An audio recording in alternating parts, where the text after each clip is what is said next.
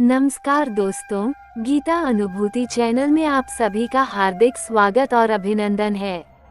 आज के इस आधुनिक और कंपटीशन वाले युग में खड़े होकर हम सब एक ही चीज के पीछे लगातार भागे जा रहे हैं और वो है सुख। हम सोचते हैं कि बहुत सारा पैसा होने पर हम सुखी होंगे, बड़ी गाड़ी या बंगला होने पर सुखी होंगे, या फिर अपने मनपसंद इंसान के साथ जिंदगी बिताने पर सुखी होंगे। लेकिन मजेदार बात यह है कि इन सब चीजों को पाने के बाद भी इंसान के मन की अशांति दूर नहीं होती। तो फिर असली सुख आखिर है कहाँ? 5000 साल पहले भगवान श्री कृष्ण ने गीता में इसका उत्तर दिया था। आज के वीडियो में मैं श्री कृष्ण की उसी अचूक शिक्षा की रोशनी में 10 ऐसे पॉइंट्स पर चर्चा करूंगा जो आपको असली और स्थायी सुखी होने का रास्ता दिखाएंगे। अगर आप जीवन के कठिन सत्यों को जानना चाहते हैं और सचमुच भीतर से आनंदित होना चाहते हैं, तो आज का ये वीडियो आपके लिए एक गाइडलाइन साबित होने वाला है। हर एक पॉइंट को बहुत ध्यान से सुनिए और अपने जीवन के साथ मिलाकर देखिए। 1. वर्तमान क्षण में जीने की कला और मानसिक शांति। हमारे दुखी होने का सबसे बड़ा कारण यह है कि हम या तो अतीत की किसी दर्दनाक याद को लेकर बैठे रहते हैं, नहीं तो भविष्य को लेकर फालतू की चिंता करते रहते हैं। श्री कृष्ण ने सिखाया है कि अतीत खत्म हो चुका है और भविष्य अनिश्चित है। हमारे हाथ में जो है वो सिर्फ ये वर्तमान क्षण है। सुख कोई मंजिल नहीं है, सुख तो वर्तमान क्षण में जागरूकता के साथ जीने का नाम है। जब हम भविष्य में कुछ मिलने की उम्मीद में इंतजार करते हैं, तब हम वर्तमान के आनंद को खो देते हैं। हर एक सांस, हर एक छोटा छोटा काम अगर आप पूरे मन से एंजॉय कर सके, तभी आप सुखी हो पाएंगे। जीवन का हर एक पल उस परमेश्वर का उपहार है, इसलिए इसे चिंता की आग में जलाकर नष्ट करना बेवकूफ़ी है। वर्तमान को स्वीकार करना सीखिए और वर्तमान की जिम्मेदारियों को आनंद के साथ निभाएं। जब आप कल का डर छोड़कर आज के काम में मन लगाएंगे, तब आपके मन का बोझ अपने आप कम हो जाएगा। सुखी लोग भविष्य में नहीं जीते, वे आज के दिन को सबसे खूबसूरत बनाने की कोशिश करते हैं। अगर आप आज इस पल में हंस नहीं सकते, तो कोई बड़ी उपलब्धि भी आपको लंबे समय का सुख नहीं दे पाएगी। याद रखिए, जीवन पलों का एक समूह है। अगर आप हर पल का सम्मान करेंगे, तो जीवन आपको सुख का तोहफा देगा। अतीत की गलतियों से सीखिए, लेकिन उसे बोझ बनाकर सिर पर मत ढोइए। और भविष्य की योजना बनाए, लेकिन उसकी चिंता में वर्तमान की बलि मत दीजिए। वर्तमान ही वह एकमात्र समय है जहां आप कर्म कर सकते हैं और आनंद पा सकते हैं। इस क्षण के महत्व को समझना ही जीवन का श्रेष्ठ ज्ञान है। जब आप मन को वर्तमान में स्थिर करना सीख जाएंगे, तब आप एक अजीब सा हल्कापन महसूस करेंगे जो आपको भीतर से शांत रखेगा। 2. अपेक्षा और आसक्ति का त्याग, शांति की असली चाबी। इंसान के दुख का मूल कारण उसकी अपेक्षा यानी उम्मीदें हैं। हम जब किसी के लिए कुछ करते हैं, तो बदले में कुछ अच्छे की उम्मीद करते हैं, और जब वो उम्मीद पूरी नहीं होती, तभी हमें दर्द होता है। गीता हमें निष्काम कर्म करना सिखाती है, यानी काम करिए लेकिन फल की इच्छा मत रखिए। आसक्ति या मोह हमारे मन की शांति को छीन लेता है। अगर आप सुखी होना चाहते हैं, तो लोगों पर या चीजों पर निर्भर रहना कम कर दीजिए। याद रखिए, दुनिया में कुछ भी परमानेंट नहीं है, यहाँ तक कि आपका ये शरीर भी नहीं। इसलिए जो आज आपके पास है, वह अगर कल न रहे तो टूट मत जाए। अपनी शांति को बाहरी हालातों के भरोसे मत छोड़िए। जब आप किसी चीज को पाने के लिए बेचैन होना छोड़ देंगे, तभी आप देखेंगे कि सुख आपकी मुट्ठी में आ गया है। आसक्तिहीन प्रेम और आसक्तिहीन कर्म ही वास्तविक योग है। अपेक्षा जितनी कम होगी, आपकी प्राप्ति का आनंद उतना ही ज्यादा होगा। खुद को इस मायाजाल से मुक्त रखना ही सुखी होने का असली सत्य है। जब आप ये समझ जाएंगे कि कोई भी इंसान या वस्तु आपको हमेशा सुखी नहीं रख सकती, तब आप आत्मनिर्भर होना सीखेंगे। जीवन की सबसे बड़ी आज़ादी आसक्ति से मुक्ति है। किसी से प्रेम कीजिए लेकिन उसके बिना जी नहीं पाएंगे ऐसा मोह मत बनाइए। चीज़ों का इस्तेमाल कीजिए लेकिन उनके गुलाम मत बनिए। हर एक मोह आपके पैर में एक अदृश्य जंजीर पहना देता है।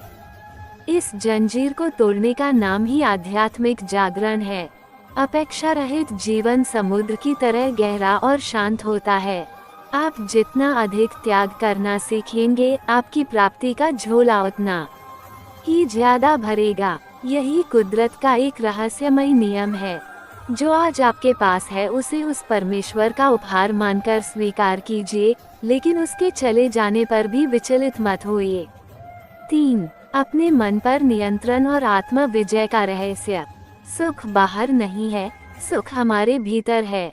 लेकिन हमारा चंचल मन हमेशा हमें बाहर सुख खोजने के लिए उकसाता है। श्री कृष्ण ने कहा है कि जिस व्यक्ति ने अपने मन को जीत लिया है, उसका मन उसका परम मित्र है, लेकिन जिसका मन अनियंत्रित है, उसका मन ही उसके जीवन का सबसे बड़ा शत्रु है। हम अगर अपने विचारों और भावनाओं को कंट्रोल नहीं कर सकते, तो बाहर की कोई भी दौलत हमें सुखी नहीं बना पाएगी। नकारात्मक विचार, नफरत और ईर्ष्या हमारे मन को जहरीला बना देते हैं। मन को शुद्ध करने के लिए नियमित आत्म मंथन और सही अभ्यास की जरूरत होती है। मन जब शांत होता है, तभी हम जीवन के वास्तविक रूप को देख पाते हैं। चंचल मन आपको हमेशा बेचैन रखेगा और आपकी शांति छीन लेगा। इसलिए मन को ध्यान के जरिए या अच्छे कामों के जरिए स्थिर करना सीखिए। जिसका मन उसके वश में है, वो विपरीत परिस्थितियों में भी मुस्कुरा सकता है। सुखी होने के लिए आपको बाहरी दुनिया को नहीं बदलना है, सिर्फ अपने मन के कोनों को रोशन करना है। हमारा मन एक बगीचे की तरह है। अगर आप इसमें अच्छे विचारों के बीज नहीं बोएंगे, तो जंगली घास अपने आप उगाएगी। आपके विचार ही आपके भाग्य को तय करते हैं। अगर आप सोचते हैं कि आप सुखी हैं, तो आपका शरीर और मन उसी के अनुसार काम करेगा। लेकिन अगर आप हमेशा कमी और शिकायतों के बारे में सोचेंगे, तो सुख आपसे बहुत दूर चला जाएगा। आत्म संयम का मतलब खुद पर अत्याचार करना नहीं है, बल्कि खुद को अनुशासन के जरिए सही रास्ते पर रखना है। एक नियंत्रित मन उस रोशनी की तरह है जो आपको अंधेरे रास्ते में भी सही दिशा दिखाएगा। अपने मन की चाबी किसी और के हाथ में मत दीजिए कि कोई भी आपको जब चाहे गुस्सा दिला दे या दुखी कर दे। अपनी आंतरिक शक्ति के राजा बनिए, हालातों के गुलाम नहीं। 4. कृतज्ञता व्यक्त करना और जो है उसमें संतोष। हम हमेशा उस चीज को लेकर रोते रहते हैं जो हमारे पास नहीं है, लेकिन जो हमारे पास है उसके लिए कभी भी कृतज्ञता ग्रेटिट्यूड व्यक्त नहीं करते। सुखी होने का एक जादुई तरीका है कृतज्ञता। हर दिन के अंत में कम से कम 3 ऐसी चीजों के बारे में सोचिए जिसके लिए आप ईश्वर के आभारी हैं। जब आप अपनी नियामतों को गिनना शुरू करेंगे, तब आपकी कमियां अपने आप छोटी हो जाएंगी।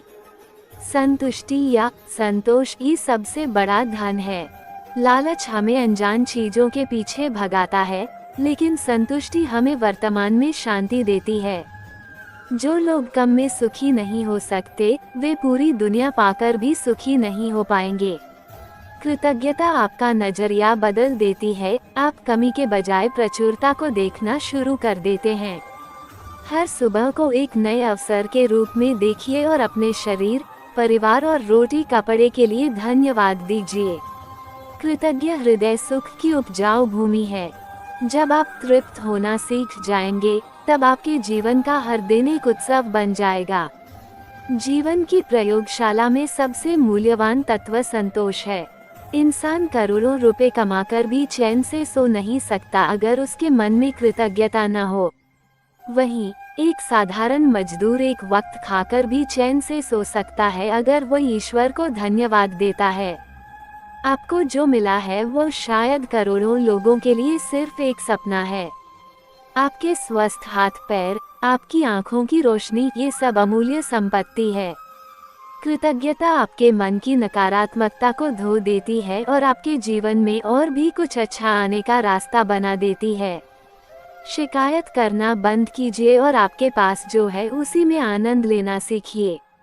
संतुष्ट इंसान को धूप की एक किरण भी स्वर्गीय आनंद जैसी लगती है। 5. दूसरों से तुलना बंद करना और आत्मसम्मान। आज के सोशल मीडिया के युग में हम अपनी जिंदगी की तुलना दूसरों की सजाई हुई जिंदगी से करके खुद को दुखी कर लेते हैं। लेकिन याद रखिए, हर इंसान की जीवन की लड़ाई अलग है और हर इंसान का रास्ता अलग है। श्री कृष्ण ने कहा है कि दूसरों के धर्म या रास्ते को बहुत अच्छी तरह से अपनाने की तुलना में अपने छोटे और कमियों से भरे स्वधर्म का पालन करना कहीं बेहतर है। आपके पास जो है वो शायद किसी और का सपना हो सकता है। तुलना सिर्फ आपकी खुशी को चुरा लेती है। आप जो हैं, उसी में आप अनोखे हैं। खुद को दूसरों के चश्मे से मत देखिए। आपकी लड़ाई, आपका धैर्य और आपके गुण आपकी अपनी पहचान है। जब आप दूसरों की सफलता देखकर हीन भावना से ग्रसित होना बंद कर देंगे, तभी आपकी वास्तविक उन्नति शुरू होगी। खुद को बेहतर बनाने के कंपटीशन में उतरिए, दूसरों के साथ नहीं। हर इंसान का समय और भाग्य अलग होता है, इसलिए समय आने तक धैर्य रखिए। खुद से प्यार करना सीखिए और अपनी छोटी छोटी जीतों को सेलिब्रेट कीजिए। जब आप तुलना करना छोड़ देंगे, तब आप खुद को एक बहुत बड़े मानसिक तनाव से मुक्त कर लेंगे। किसी की जिंदगी परफेक्ट नहीं है, हर कोई अपनी अपनी लड़ाई लड़ रहा है। आप सिर्फ स्क्रीन पर किसी की मुस्कान देख रहे हैं, उसके पीछे का दर्द या अंधेरा आप नहीं देख रहे हैं। इसलिए बेकार की ईर्ष्या करके अपना खून जलाना बंद कीजिए। आपका भाग्य आपके कर्मों पर निर्भर करता है, दूसरों की उपलब्धियों पर नहीं। खुद पर भरोसा रखिए और अपनी रफ्तार से आगे बढ़िए। सूर्य और चंद्रमा जैसे दोनों ही अपने अपने समय पर चमकते हैं, आप भी अपने सही समय पर सफल होंगे। तुलना आपकी रचनात्मकता को नष्ट कर देती है और आत्मसम्मान आपको और ऊपर ले जाता है। खुद के प्रति दयालु बनिए और दूसरों की जिंदगी के दर्शक बनने के बजाय अपनी जिंदगी के हीरो बनिए। 6. क्षमा करने की शक्ति और नफरत से मुक्ति, भीतर की आज़ादी। जीवन के रास्ते पर चलते हुए हमें बहुत से लोगों से चोट पहुंचती है। कोई हमारा भरोसा तोड़ता है तो कोई धोखा देता है। इन चोटों को मन के भीतर पाले रखना ऐसा ही है जैसे खुद जहर पीकर दूसरों की मौत की उम्मीद करना। श्री कृष्ण ने सिखाया है कि क्षमा ही असली वीर का धर्म है। जब आप किसी से नफरत करते हैं, तो आप वास्तव में खुद को उस व्यक्ति के साथ एक अदृश्य जंजीर में बांध लेते हैं। ये नफरत आपकी रातों की नींद छीन लेती है और आपकी सुंदर सोचने की क्षमता को नष्ट कर देती है। सुखी होने की सबसे बड़ी शर्तों में से एक है क्षमा करना सीखना। याद रखिए, क्षमा करने का मतलब यह नहीं है कि आप दूसरों के अन्याय का समर्थन कर रहे हैं। क्षमा करने का मतलब यह है कि आप अपने मन की शांति की रक्षा के लिए उस दर्द के बोझ को उतार कर रख रहे हैं। अतीत को पकड़े रहने पर आप वर्तमान की खुली हवा में सांस नहीं ले पाएंगे। जिन्होंने आपको दुख दिया है, उन्हें मन ही मन माफ कर दीजिए और अपनी जिंदगी के रास्ते पर आगे बढ़ जाइए। जब आप मन से नफरत को मिटा देंगे, तब आपका दिल बहुत हल्का और शांत हो जाएगा। क्षमाशील इंसान ही सच्चे सुख का अधिकारी हो सकता है। नफरत इंसान का ब्लड प्रेशर बढ़ाती है और शरीर को जहरीला बनाती है, जबकि क्षमा आपके भीतर दया और प्रेम का संचार करती है। कोई भी इंसान गलतियों से परे नहीं है, इसलिए दूसरों की गलती को बड़ा देखने के बजाय अपनी मानसिक शांति की रक्षा को प्राथमिकता दीजिए। नफरत एक अंधेरा कमरा है, जहां आपने खुद को ही कैद कर रखा है। उस कमरे का दरवाजा खोलने की एकमात्र चाबी क्षमा है। जीवन की छोटी छोटी कड़वाहटों को भूलकर बड़े लक्ष्यों की ओर आगे बढ़ना ही बुद्धिमान का काम है। जब आप माफ करेंगे, तब आप महसूस करेंगे कि आपकी आत्मा के ऊपर से एक बहुत बड़ा पत्थर हट गया है। यही मुक्ति आपको असली सुख का स्वाद देगी। 7. सेवा के कार्य और स्वार्थ प्रेम परम तृप्ति। सुख कोई मतलबी या स्वार्थी विषय नहीं है, सुख तब और बढ़ता है जब उसे दूसरों के साथ बांटा जाता है। केवल अपने बारे में सोचकर जीने से जिंदगी एक समय बाद उबाऊ और संकीर्ण हो जाती है। जब आप किसी दूसरे जीव या इंसान के कल्याण में खुद को थोड़ा सा भी लगाते हैं, तब आप एक अलौकिक और दिव्य तृप्ति महसूस करेंगे। इसी को गीता में सेवा योग कहा गया है। दया और करुणा इंसान के भीतर के ईश्वरीय गुण हैं। किसी भूखे जानवर को खाना देना या किसी मुसीबत में पड़े इंसान के पास खड़े होकर उसे हिम्मत देना आपके मन के सारे अंधेरे को दूर कर सकता है। स्वार्थ प्रेम आपको उस परमेश्वर के करीब ले जाता है। जब आप दूसरों के चेहरे पर मुस्कान लाएंगे, तब आपके दिल में जो शांति आएगी, उसे दुनिया की किसी भी महंगी दौलत से खरीदना संभव नहीं है। स्वार्थ इंसान को अकेला कर देता है और सेवा इंसान को पूरी सृष्टि से जोड़ देती है। प्यार पाना है तो पहले प्यार देना सीखिए।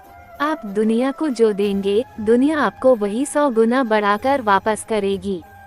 छोटे छोटे अच्छे काम आपके जीवन को सार्थक बना देंगे। सुख का सबसे बड़ा स्रोत किसी के जीवन के दुख को कम करने में मदद करना है। जो हाथ सेवा करते हैं, वे हाथ प्रार्थना करने वाले होठों से कहीं ज्यादा पवित्र होते हैं। अपनी क्षमता के अनुसार दान या सेवा की आदत डालिए। यह आपके अहंकार को खत्म करेगा और आपको विनम्र होना सिखाएगा। मनुष्यों की सेवा करना ही ईश्वर की सर्वश्रेष्ठ पूजा है। जब आप देखेंगे कि आपके एक शब्द या एक काम से किसी के आंसू पहुंच गए हैं, तब आपको जो आनंद मिलेगा, वही जीवन की असली सफलता है। ये सेवा भाव आपको मानसिक रूप से बहुत अधिक शक्तिशाली और सुखी बना देगा। 8. ईश्वरीय विश्वास और पूर्ण समर्पण निडर जीवन। जिंदगी में जब कोई रास्ता ना मिले, जब सारी उम्मीदें खत्म हो जाएं और चारों तरफ अंधेरा छा जाए, तब उस परमपिता पर विश्वास रखिए। श्री कृष्ण ने अर्जुन से कहा था, मामेकम शरणं व्रज, अर्थात केवल मेरी शरण में आओ। हम जब सोचते हैं कि हम ही अपनी जिंदगी के इकलौते ड्राइवर हैं और हमें सब कुछ अकेले ही संभालना है, तभी हमारे भीतर डर और घबराहट पैदा होती है। लेकिन जब आप विश्वास करेंगे कि आपके जीवन के रथ के सारथी स्वयं भगवान हैं, तब आपकी सारी चिंताएं दूर हो जाएंगी। समर्पण का मतलब यह नहीं है कि आप काम करना छोड़ दें, बल्कि इसका मतलब है अपनी तरफ से सर्वश्रेष्ठ प्रयास करना और परिणाम उस कृपालु ईश्वर के हाथों में छोड़ देना। यह विश्वास आपको पहाड़ जैसी अटूट ताकत देगा। आप जानेंगे कि जो हो रहा है वो आपकी भलाई के लिए ही हो रहा है। शायद आज अपनी सीमित बुद्धि से आप उसे समझ नहीं पा रहे हैं। विश्वास की रोशनी में जीवन का कठिन और पथरीला रास्ता भी आसान हो जाता है। अपनी सारी चिंता और अशांति उनके चरणों में सौंप दीजिए और निश्चिंत होकर अपना कर्तव्य निभाइए। यही आत्मसमर्पण ही असली सुख और परम मुक्ति का रास्ता है। विश्वास इंसान को निडर बनाता है और उसे बड़े सपने देखने का हौसला देता है। जब आप जानेंगे कि एक असीम शक्ति हमेशा आपकी रक्षा कर रही है, तब दुनिया का कोई भी खतरा आपको डरा नहीं पाएगा। अपनी प्लानिंग के मुताबिक सब कुछ न चलने पर टूट मत जाए। याद रखिए, भगवान की प्लानिंग आपकी प्लानिंग से कहीं ज्यादा खूबसूरत है। यही पक्का विश्वास आपको शांत रखेगा और आपको भीतर से आनंदित करेगा। 9. अनुशासित जीवन और स्वस्थ आदतों की आवश्यकता। सुखी होने के लिए सिर्फ मानसिक रूप से शांत रहना ही काफी नहीं है, आपका शारीरिक स्वास्थ्य भी बहुत जरूरी है। गीता हमें एक अनुशासित और नियंत्रित जीवन की शिक्षा देती है। संतुलित खान-पान, सही नींद और नियमित साधना या ध्यान के अभ्यास के बिना शांति असंभव है। अस्त व्यस्त जिंदगी और अनियमित रूटीन हमेशा मानसिक तनाव और चिड़चिड़ेपन को जन्म देते हैं। हर सुबह सूर्योदय से पहले उठना, योग करना और दिन की शुरुआत में कम से कम 10 मिनट शांत बैठकर सकारात्मक सोचना आपकी मानसिक शांति को कई गुना बढ़ा देता है। शरीर वो मंदिर है जहां आपकी पवित्र आत्मा निवास करती है, इसलिए शरीर की देखभाल करना आपकी आध्यात्मिक जिम्मेदारी है। बुरी आदतें, नशा या आलस्य आपकी जीवन शक्ति को धीरे धीरे खत्म कर देते हैं। जब आप खुद को एक अनुशासन में लाएंगे, तब आपका आत्मविश्वास बढ़ेगा और आप जीवन पर एक मजबूत कंट्रोल महसूस करेंगे। अनुशासन ही आज़ादी का पहला कदम है। सही और सात्विक खान पान आपके मन को शांत रखता है और आपकी बुद्धि को तेज करता है। स्वस्थ शरीर में शांत मन रहता है और यही शांत मन सुख की मुख्य भूमि है। आलस्य का त्याग करके कर्मठ होना ही जीवन की आधी लड़ाई जीत जाने जैसा है। अपने कामों को सही समय पर पूरा करने की कोशिश कीजिए, इससे आपके मन में एक तरह की संतुष्टि रहेगी। एक खूबसूरत रूटीन आपकी जिंदगी को बहुत अधिक लयबद्ध और तनाव मुक्त बना देगा, जो सुख के लिए बेहद जरूरी है। 10.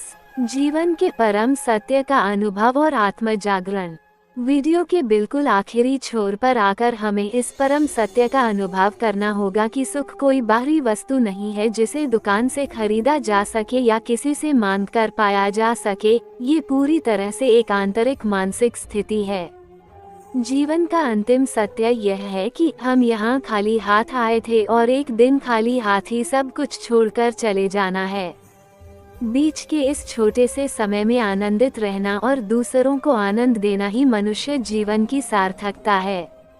अगर आप हर दिन श्री कृष्ण की इन शिक्षाओं को अपने जीवन में थोड़ा सा भी लागू कर सकते हैं, तो आप दुनिया के सबसे सुखी इंसान बन सकते हैं। सुख आपके मन के भीतर ही सोया हुआ है, बस उसे सही नजरिए से जगाने की जरूरत है। मौत से डरे बिना जिंदगी को सेलिब्रेट करना सीखिए।